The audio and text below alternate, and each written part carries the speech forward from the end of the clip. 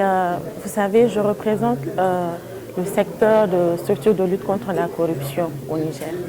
Et en venant à cette formation, j'ai eu à apprendre des techniques d'investigation pour lutter contre la fraude et la corruption. Et je pense que je vais devoir mettre en pratique ces investigations pour pouvoir mieux étudier tous les dossiers qu'on rencontre. L'exemple de la Côte d'Ivoire, d'abord, si vous prenez, ils viennent d'adopter un nouveau code des marchés publics par une loi, ce qui peut constituer une bonne chose, dans la mesure où ça peut constituer un frein aux politiques de vouloir modifier à toute fin utile ce document de mise en pratique de la politique gouvernementale. Donc, le fait d'adopter ce code par une loi va limiter la volonté, les velléités du politique à créer une certaine insécurité juridique dans ce domaine des marchés publics.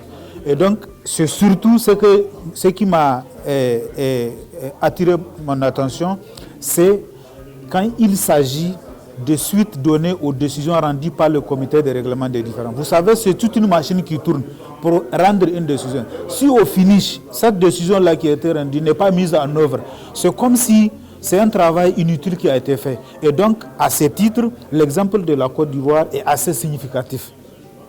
Dans ce cadre de la formation qui a eu lieu avec les agents de l'ARMP du Niger, il s'agissait de parcourir un peu le management, l'audit et le contrôle des marchés publics.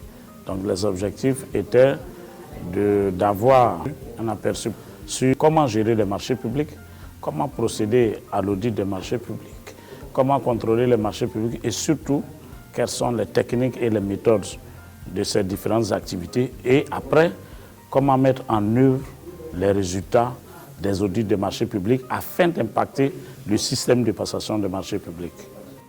Et pour la formation qui nous concerne aujourd'hui, celle sur l'audit et le contrôle des marchés publics, et les participants, comme je l'ai dit tout à l'heure, viennent du Niger, principalement de l'autorité de régulation des marchés publics. Donc il faut dire aujourd'hui, avec l'harmonisation des codes des marchés publics de la plupart des pays de l'Afrique de l'Ouest, sur la réglementation de l'UEMOA, tout cela implique aujourd'hui un renforcement du contrôle au niveau des marchés publics, de la transparence au niveau des marchés publics et de la lutte contre la corruption dans les marchés publics.